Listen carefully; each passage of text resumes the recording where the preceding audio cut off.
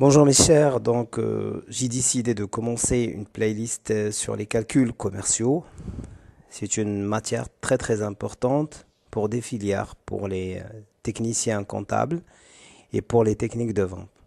Pour les techniciens comptables parce qu'ils sont amenés à faire des calculs tout le temps, que ce soit dans la comptabilité générale, les statistiques, la gestion financière, la comptabilité analytique, et pour les techniques de vente, parce que ça leur permet de calculer facilement la marge, de calculer des pourcentages, d'accorder des remises. Donc, c'est une matière très importante, surtout également parce que parmi la première qualité qu'on demande à un comptable, c'est de ne pas faire des erreurs de calcul. Donc, je vous invite à cette première partie. On va parler des rapports et proportions, du partage proportionnel direct et indirect, et on va finir avec des exercices.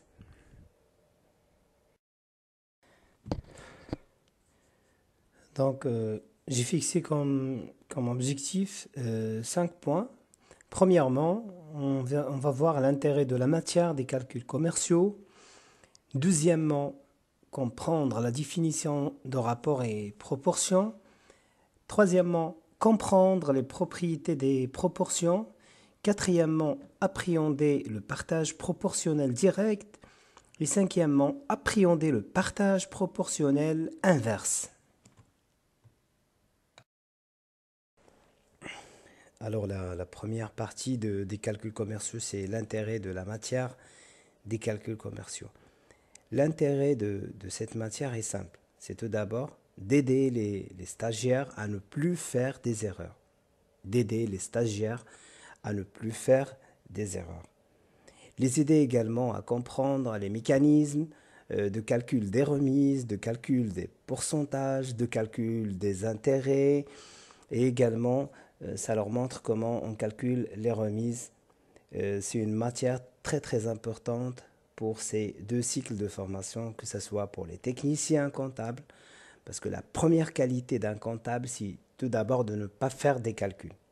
Surtout que il y a un cheminement logique, par exemple, que ce soit dans la comptabilité analytique, que ce soit dans la gestion financière. Et c'est la même chose pour les techniciens en technique de vente. Dans cette deuxième partie, on va essayer de comprendre les définitions de rapport et de proportion. Je vais commencer par la définition de rapport qui se définit comme suit.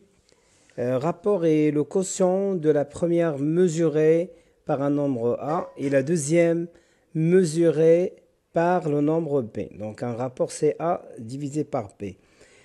A est appelé également un numérateur et B un dénominateur. Quant à la définition de la proportion et l'égalité formée de deux ou plusieurs rapports dans une proportion. Par exemple, nous avons A sur B est égal à C sur D qui est égal à K. A et D sont appelés les extrêmes et B et C sont appelés les moyens.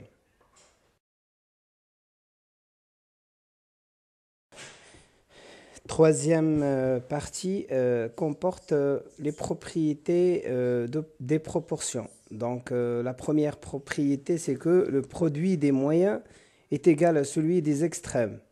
C'est-à-dire, si on a par exemple A sur B est égal à C sur D, on peut dire que A fois D est égal à B fois C.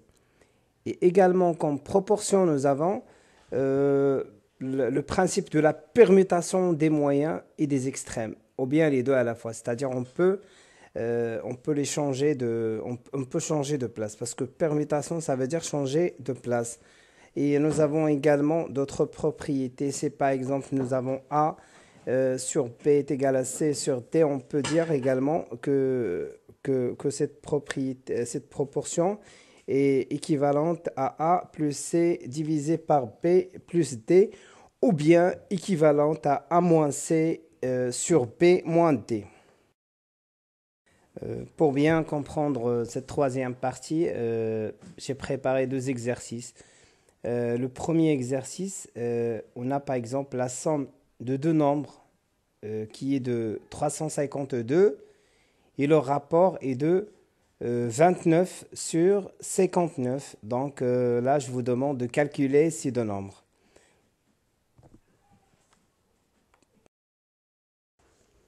Pour pouvoir résoudre cet exercice, on va tout simplement utiliser le principe ou bien la propriété de la permutation des moyens. Donc, les données que nous avons ici, c'est A plus P est égal à 352. Et également, nous avons comme donnée le rapport de A sur P qui est équivalent à 29 sur 59. Donc, en utilisant le principe de la permutation, on va obtenir A sur 29 est égal à P sur 59. Et par la suite, on va utiliser également la propriété de A plus P divisé par C plus D, c'est-à-dire 29 plus 59. On va obtenir 352 sur 88. On va obtenir 4. Pour résoudre A, donc on va prendre A sur 29 est égal à 4, c'est l'équivalent du cas que nous avons déjà vu, ce qui donne A fois 29 fois 4, A est égal à 29 fois 4, donc A est égal à 116, et pour P, c'est P sur 59 est égal à 4, ce qui donne P est égal à 59 fois 4, donc on obtient P est égal à 236. Pour comprendre également les propriétés des proportions, j'ai préparé un autre exercice qui parle de la différence. Donc là, on a la différence de deux nombres et de 30, et le rapport est égal à 15 sur 10. Donc je vous demande de calculer ces deux nombres. La solution de cet exercice est simple, parce que pour pouvoir le résoudre, on va tout simplement, en premier lieu, poser les données que nous avons dans l'exercice. Et nous avons bien sûr 1 moins P est égal à 30. Et par la suite, on va poser le rapport qui stipule que A sur P est égal à 15 sur 10. On va utiliser également le principe de la permutation des moyens, qui nous donne que A sur 15 est égal à P sur 10. Et par la suite, on va utiliser A moins P sur 15 moins 10. Donc, on obtient 30 sur 5 qui donne 6. Et donc, pour résoudre A, donc, on va faire A sur 15 est égal à 6. Ce qui donne A est égal à 15 fois 6 est égal à 90. Et la même chose pour P. Donc, on va faire P sur 10 est égal à 6. Ce qui donne P est égal à 10 fois 6 est égal à 60. Dans cette quatrième partie, on va aborder le partage proportionnel direct et inverse. Je vais commencer par le partage direct. Le principe est simple. Si par exemple on désire partager une valeur ou une quantité en 3 parts, A, B et C, directement proportionnel au nombre X, Y, Z, alors on obtient A sur X est égal à B sur Y est égal à C sur Z. Voilà un exercice pour comprendre le partage proportionnel direct. Donc, par exemple, si on vous demande de partager la somme de 150 000 dirhams en 3 parts directement proportionnelles au nombre 6, 8 et 16. Donc, appréhender le partage proportionnel direct, je vais donner la solution de l'exercice.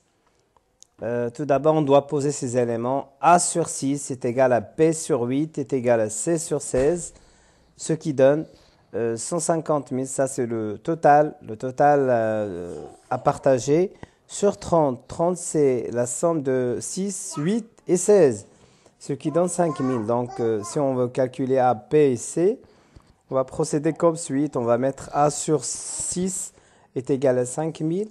Donc, on va mettre A est égal à 5 000 fois 6, ce qui donne 30 000. Et pour B, on va mettre P sur 8 est égal à 5 000. Donc, P est égal à 8 fois 5 000, ce qui donne 40 000. Et pour C, on va mettre C sur 16 est égal à 5 000. Donc, C est égal à 16 fois 5000, ce qui donne 80 000.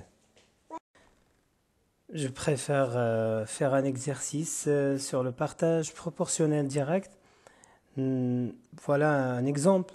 Un chef d'entreprise désire partager une somme à ses 3 salariés A, B, C comme suite. 30% de la prime globale est répartie d'une façon égale aux 3 salariés. Le reste proportionnellement à leur ancienneté, soit 4 ans pour A, 5 ans pour B, 11 ans pour C, sachant que C a touché 3734,5. Calculer la prime globale à partager et la part de A et la part de B.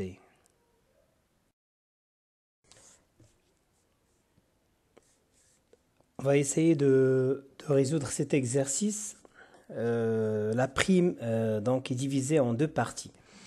30% de la prime est à diviser d'une façon égale par les salariés.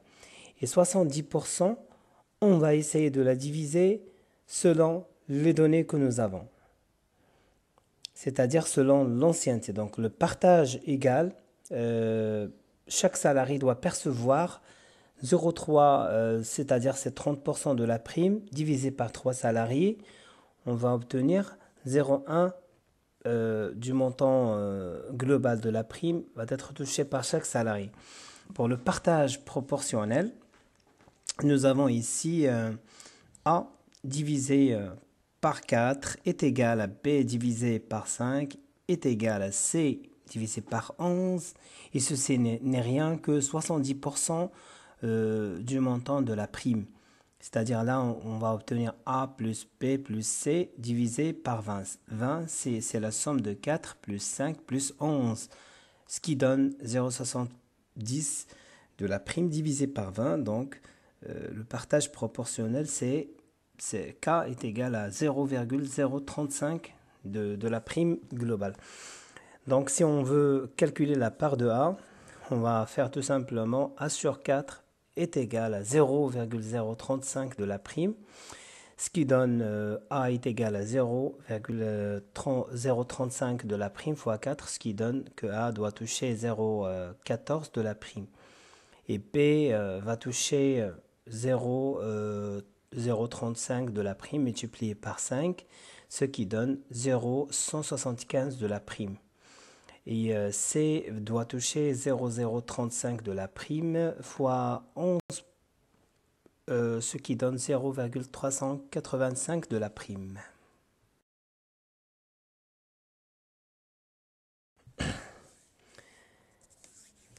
On enchaîne toujours. Donc, la somme globale de la prime, c'est la prime globale. Comment on va la calculer?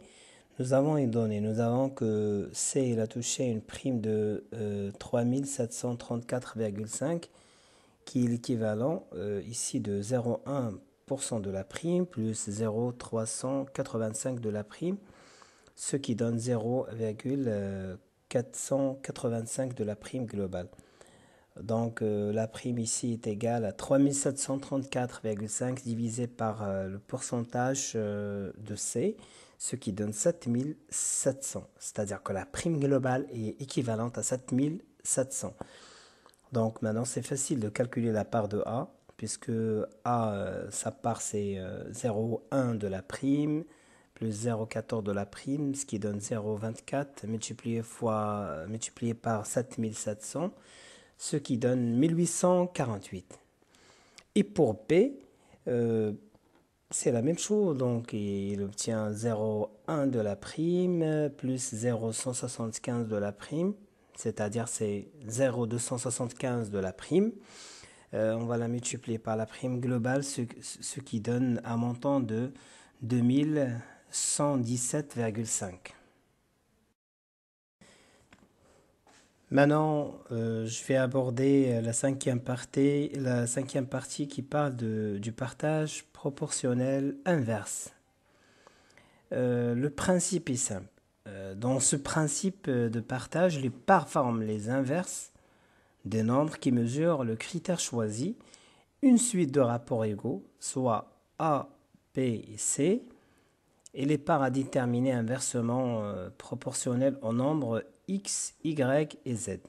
Donc on obtient A divisé par 1 sur x est égal à P divisé par 1 sur y est égal à C divisé par 1 sur z. Voilà une application sur le partage proportionnel inverse. On demande de partager la somme de 60 000 dirhams en 3 parts inversement proportionnelles au nombre de 3 et 6.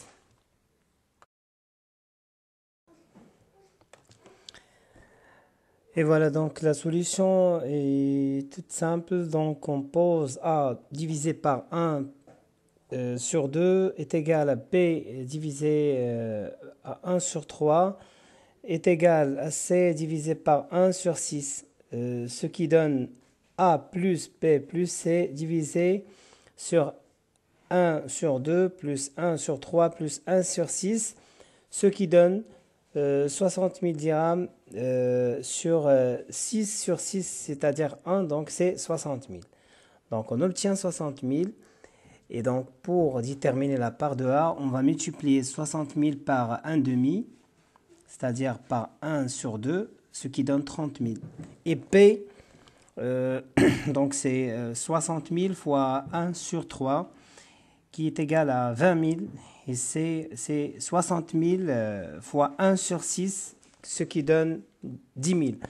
Donc, pour vérifier est-ce que on a obtenu le bon résultat, il faudrait additionner 30 000 plus 20 000 plus 10 000, ce qui donne 60 000.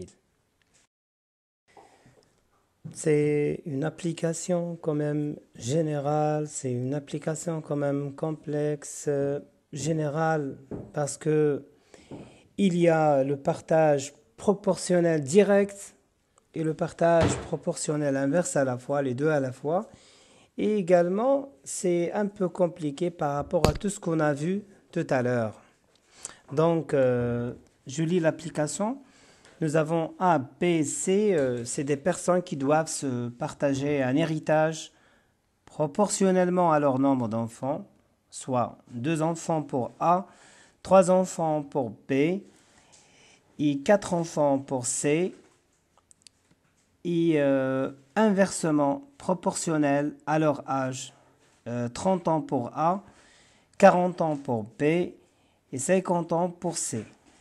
Là, je vous demande de déterminer la part de chaque personne, sachant que C doit toucher 7500 dirhams de plus que B.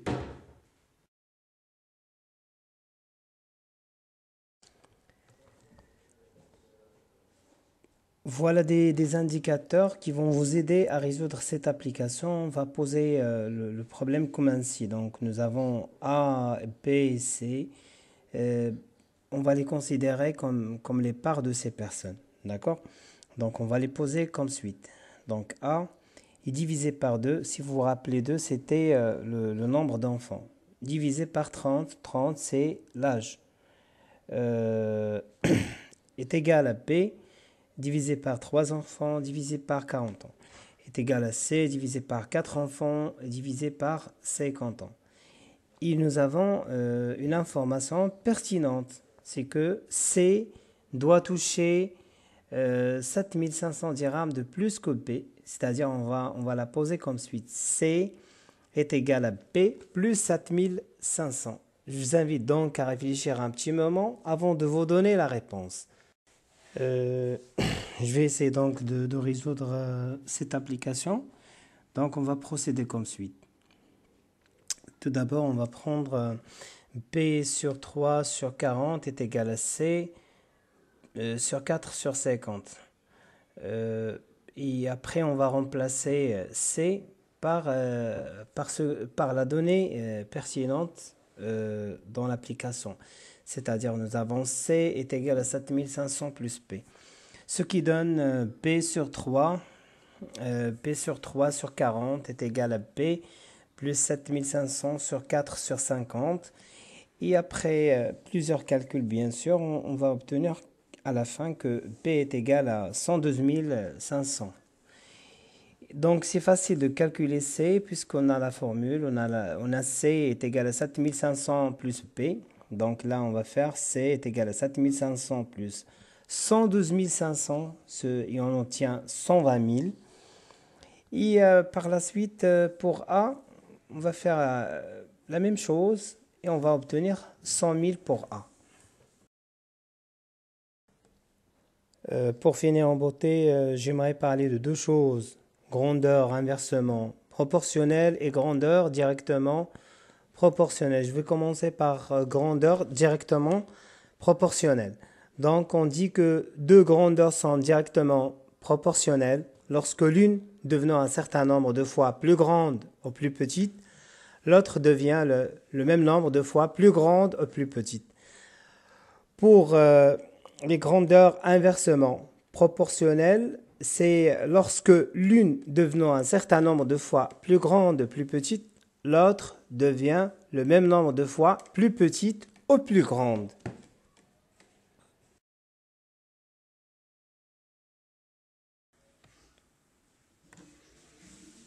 Je vous remercie pour votre attention. N'oubliez pas de vous abonner sur ma chaîne OFPPT Cours Marrakech.